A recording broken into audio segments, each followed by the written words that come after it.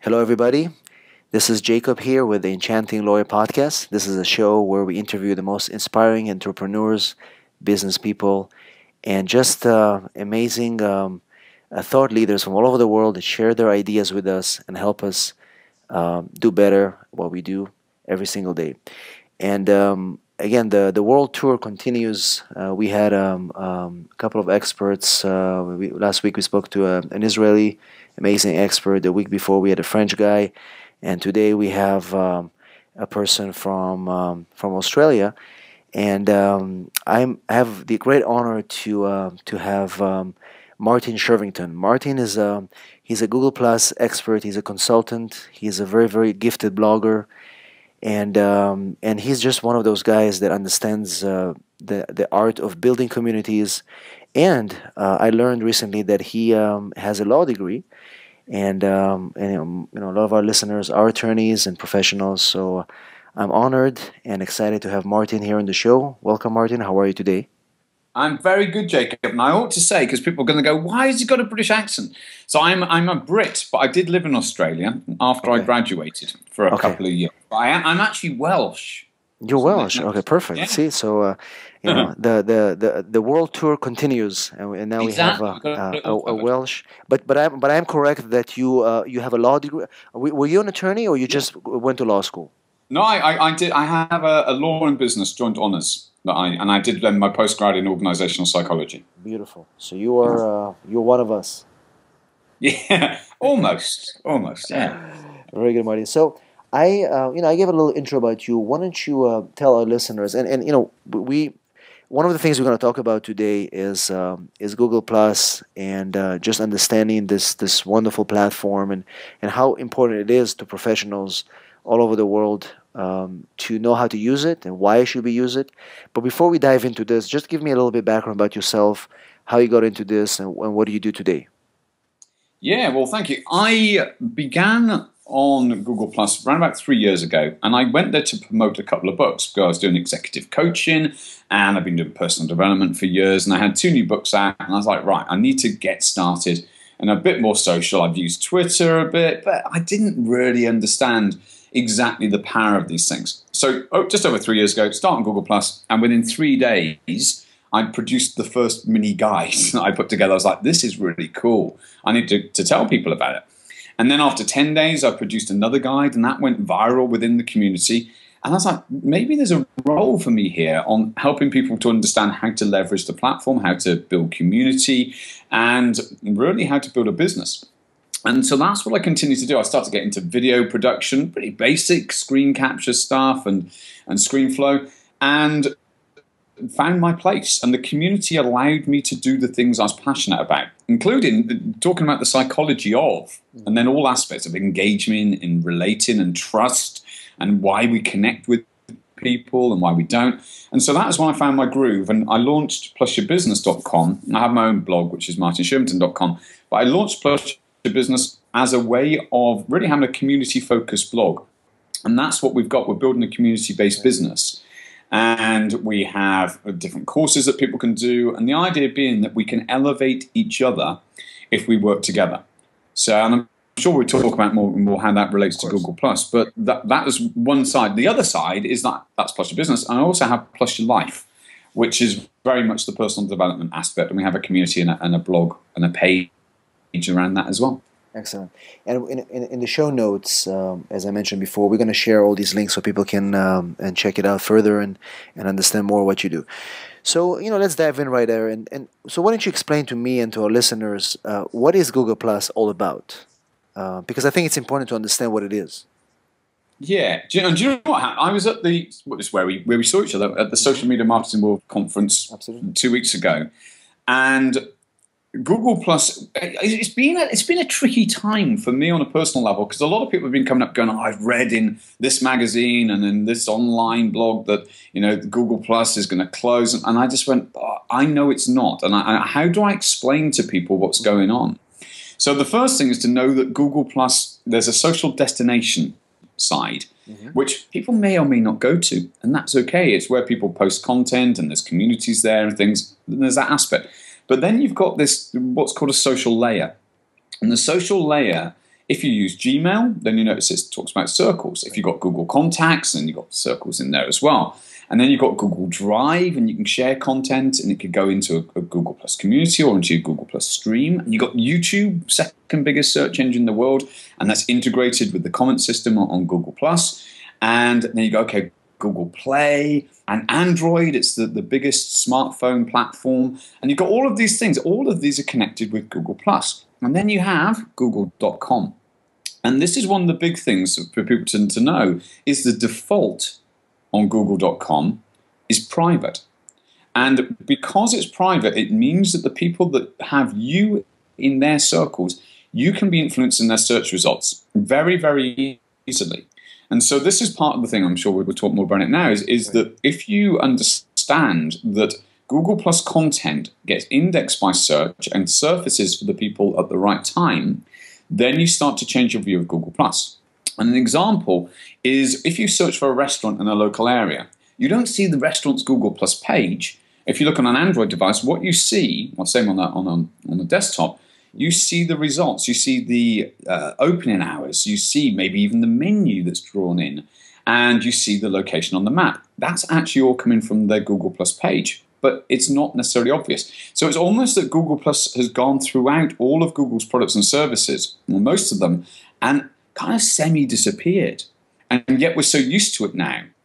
And I was trying to come up with a way of explaining why some people can't necessarily see this and why those that are passionate about this have a very different view. And I don't know, have you got an iPhone, Jacob? Or you? Yeah, absolutely. I do. So, and I use the example on an iPhone, right. When you text message, you use the native app on the iPhone. When you take a photo, it goes into the photos, and you may or may not have the Google Plus icon on the desktop, on the main screen.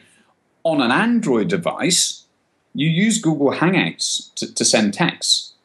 And when you take a photo, it goes automatically into Google Photos. And the Google Plus icon is there on the home screen as soon as you download it. And I had this revelation. It was a bit like the white and gold dress, or the black and blue. You remember that? Right. It's very much people who are on an iPhone or in that Apple ecosystem have a totally different experience to the Android user. And in fact, I just put a video out today that showed that when I was giving that at the talk at Social Media Marketing World, I suddenly went, of course people can't understand. And of course they're only thinking in terms of the stream. And it allowed me, it really freed me up to go, it's okay.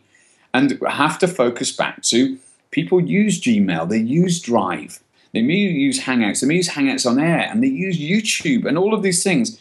They just don't realize they're using Google Plus all the time. Right. And I believe there was it about a year ago when they kind of integrated everything into Google Plus, where people that had the local listings were forced to have a Google Plus page, because now that's the way you come up in the local search. Absolutely. Let's call it encouraged as opposed to forced, Jacob. Encouraged. Of course. So, but it is exactly. And to be on the map, you need a Google Plus page. Yeah. So for somebody who is, and a lot of people that are in the service business, they are local businesses like lawyers, doctors. Yeah. Can you give us some examples of the power of having an optimized and active Google Plus presence for local business in many ways, and how can it work? Not just be found in the maps, but just in terms of content and in terms of being relevant.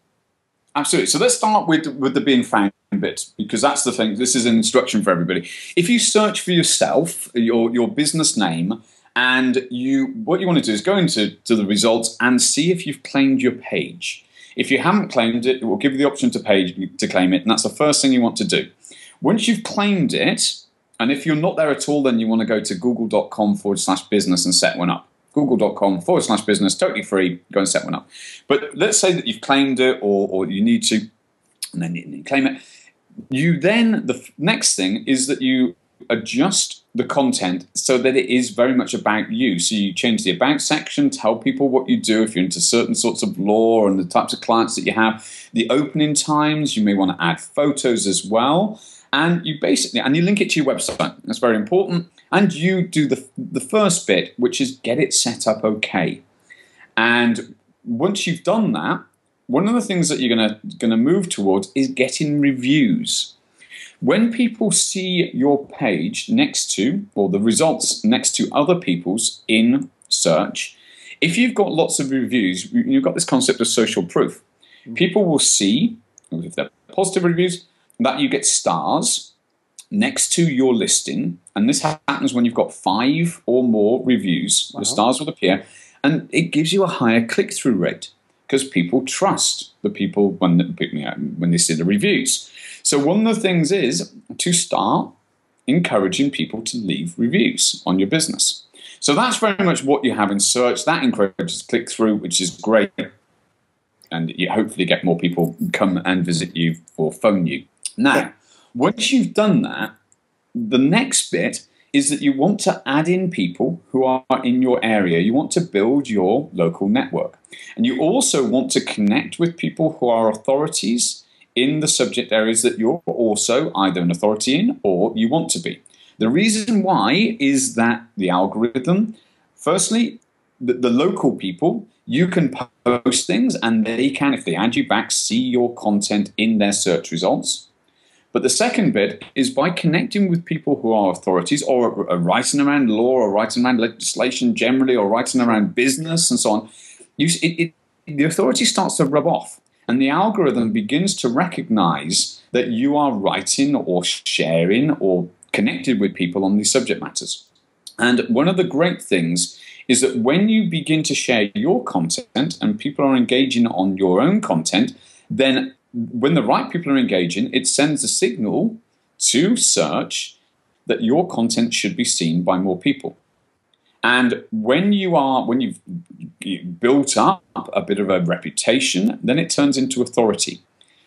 And you become an authority on a particular niche. Now, we're getting ahead of ourselves a little bit because to do that, you really need to build a community of people around. But I just want to give an example to encourage people. It only took 100 people engaging on a piece of content that I created originally, which was a post called What is Google+. From 100 people engaging, I've had over 300,000 unique visitors visit that single web page. So 100 turned into 300,000 visitors. And they're relevant. They were looking for that content, that nature of content. So by using Google+, you're creating leverage around your content. The people are waiting for you. The people are there to be served by you. You don't need to try and sell to those people. You basically build a community, you serve the community, and it moves your content into search. So, this is interesting because, when you mentioned earlier the concept of reviews and people seeing you more relevant. In my own law firm, we have quite a few reviews, and I can see that, being one of the highest rated in that category, we definitely get more exposure just because I guess Google feels that it's a more of a relevant business and maybe they have some value that they provide. So we get more exposure. People can see more of what we produce, and it's on a local basis. So I think to make it more simple, Martin, maybe I know you talked about it before, and maybe even in your presentation, the principles of Google+. So one of the things that you talk about is the mechanism of engagement. Why don't you kind of explain that, how that works? Yeah, I think if you imagine any business that arrives, and if we keep with the local business idea, you want to connect with the local people, and you can go out and be friendly. It's a bit like you've arrived in a new location, and you literally go out and you shake hands. And the way to digitally shake hands on Google Plus is to +1, is to comment, and even potentially to share their content. And when you do that, they start to feel connected to you. So engagement is +1, comment, share. Also going and attending online events. There's so many events that are going on. So you search in the Google Plus search bar for things that you're interested in, for the locations that you're interested in, for the communities that are already set up and thriving. And you go and you read the guidelines and you may go and introduce yourself. And people know that they need services. And this is the thing, there's a very friendly, supportive environment. But instead of selling to people, you simply go and shake hands. It's a bit like going to a cocktail party, Jacob. Right. Instead of handing out business cards, you just go and make friends. And I've seen you in the social environment. This is, you're amazing at this. You simply have conversations. Right. That's all that you need to do. And I'd say that's the starting point, is to suspend the need for you to do business and simply go out and engage, because people will feel the love, really, and start to add you back in. And potentially, when they see your content in their stream, they start to engage on that as well, which could spread further.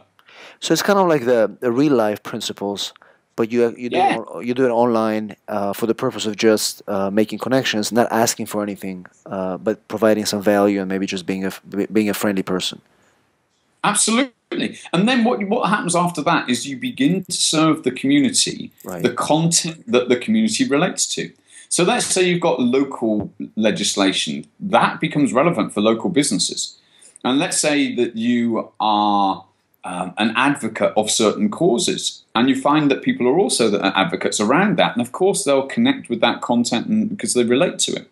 So you begin to have conversations that you begin to map, actually. You begin to map who you're talking to. And you begin to have the conversations that have the highest likelihood of them engaging. Right. And so, and this is interesting, because what happens afterwards, you start providing some value. And you mentioned something interesting, the concept of sharing content. When you share a post, explain how that works. You mentioned before that when you share a post, it creates a new URL, and then there's the issue of authorship that comes with it. So how does it work? What happens when we share content on Google+? So the first thing is every Google Plus post is indexed by search. And that's the first thing. The next thing is that when if I share one of your posts, Jacob, then I create a new URL and I am the author of that. In other words, it's on my account. And I potentially, if I have more authority than you do in a subject, or it's more relevant for that content to surface for certain people, I could take your content into search and it could have my face next to it as the Google Plus post. Now, this is great, because if you're connecting with the right people and they share it, they're doing the work. They can take it in to show other people. So it's a really clever mechanism. Now, you mentioned something about authorship. Right. Actually, what happened last year is the end of August, Google stopped the process called authorship, which meant that they're looking at another way to make it easier. So you don't have to set it up on your website in the way that you used to, but it's still that Google Plus is a digital identity service. That's what Eric Schmidt said. It's set up as an identity service. So if you are blogging on certain topics, then the algorithm begins to recognize that consistency. And so you build up authority. So this is where, when you're the author of content, you begin to build this authority. But they actually retired the official program, which they called Google Authorship, last year. But from a Google Plus post point of view, your face still appears alongside them. Right, that's why it's so important to share and provide content on Google Plus right now to continue to be visible there. You've got to be in it. People need to see you're there. But I think that going back to the stage before, engage with other people first before trying to get engagement on your content. Right. If you've got nobody following you back, then it's hard for the content to be seen by people. So very often, this happens on other social platforms as well, is people will share and then go, yeah, but nobody engaged. It's like, yeah, but you didn't build the network. You've got to build the network. You've got to then appreciate and say thank you for any engagement that you get. And slowly, step by step, you begin to find people engage with your content. It is a process. Absolutely. And Martin, a lot of our listeners are bloggers. They write blogs. They follow blogs. How is Google Plus helping blogs be more visible, or what can we do with it to help our blogs get some more traction? I think it's awesome for bloggers. I mean, if people are already writing, then that's 50% of the work done.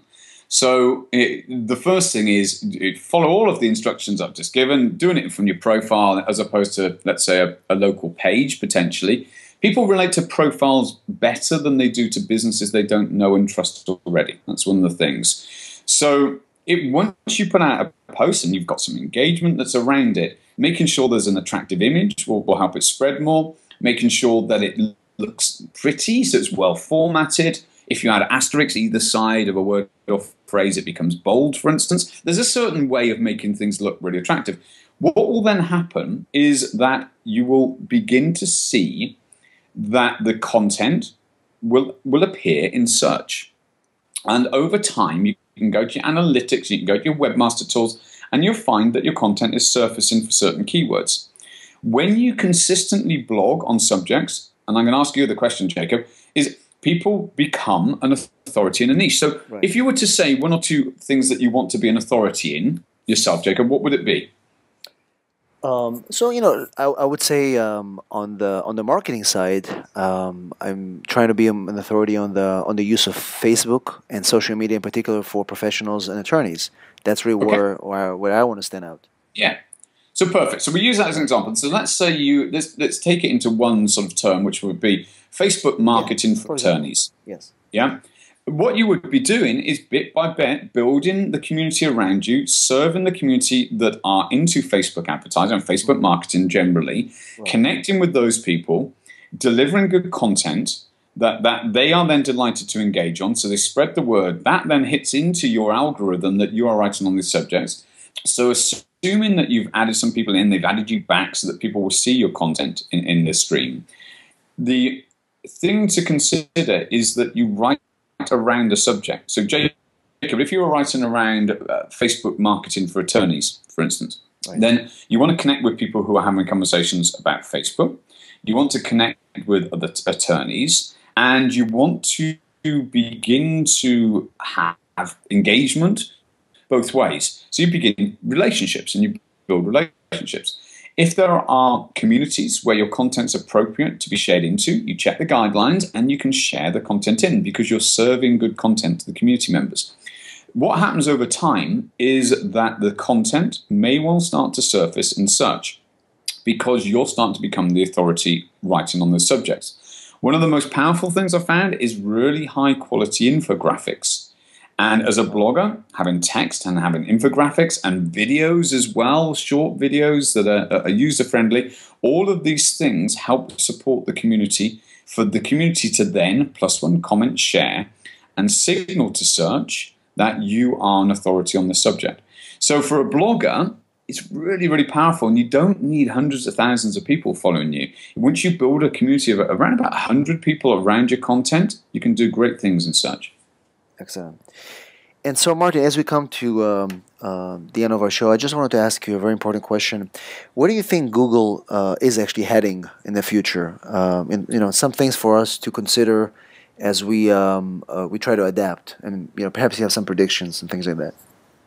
I think one of the biggest things that we can see on the horizon is how many people are going to be using Android devices. Okay.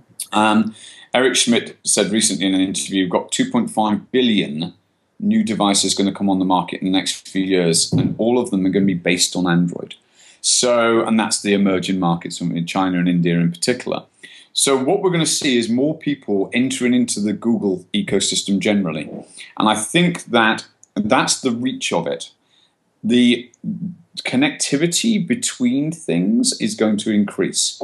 And I think if we look at the efficiency of tools like Google Drive, and then we look at the content creation tools of YouTube, I think that the opportunity for people is to build the community and to start utilizing the tools no matter where they go. Google's connecting us in new ways. That's one of the things they've said. So I think that we're just going to become increasingly connected. I think it's going to become more efficient. I think one of the things, I'm into email marketing as well, and also text-based marketing. And I think we'll start to see that it's about connecting people with the right information at the right time.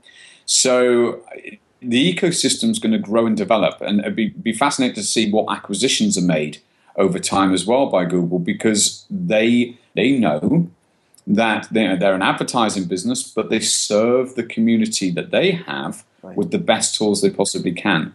So it's a case of which ecosystem do you really embrace on occasions. And this is why I've gone for the Android Chrome ecosystem, because I think it's one that's amazing for business. And one that will continue to grow as you see it. Yeah, absolutely. Excellent. Yeah. Very good. Thank you so much, Martin. And for our listeners, if you can verbally state again where they can find you online, the communities that you run, and offer your courses, that would be great. And we also link them in our show notes. Yeah, it's great. Thanks, Jacob. The main place is we have the Plus Your Business community on Google+. We have plusyourbusiness.com. That's Plus, yourbusiness.com. We have free courses, lots of support. We've got some paid services as well, so people can get in touch about that. But know that with Google+, the community is there to help. It's an amazing, it's thriving. It's a very different experience. It's an amazing experience when you get involved. And I think for a lot of people, they'll be surprised at how much help and support is available. Excellent. And I'll definitely be doing some more work myself on Google+. And I know who is the expert to turn to if I have any questions. Thank you so much, Martin, for taking the time to share your wisdom with us. And I wish you enjoy your beautiful time in Northern California. I'm here as well now. Absolutely. Thank you so much, Jacob. Thank you. And thank you for listening to our show. If you have any questions, you can email me at jacob@enchantinglawyer.com. And I wish you a beautiful day. We'll see you on our next episode. Thank you.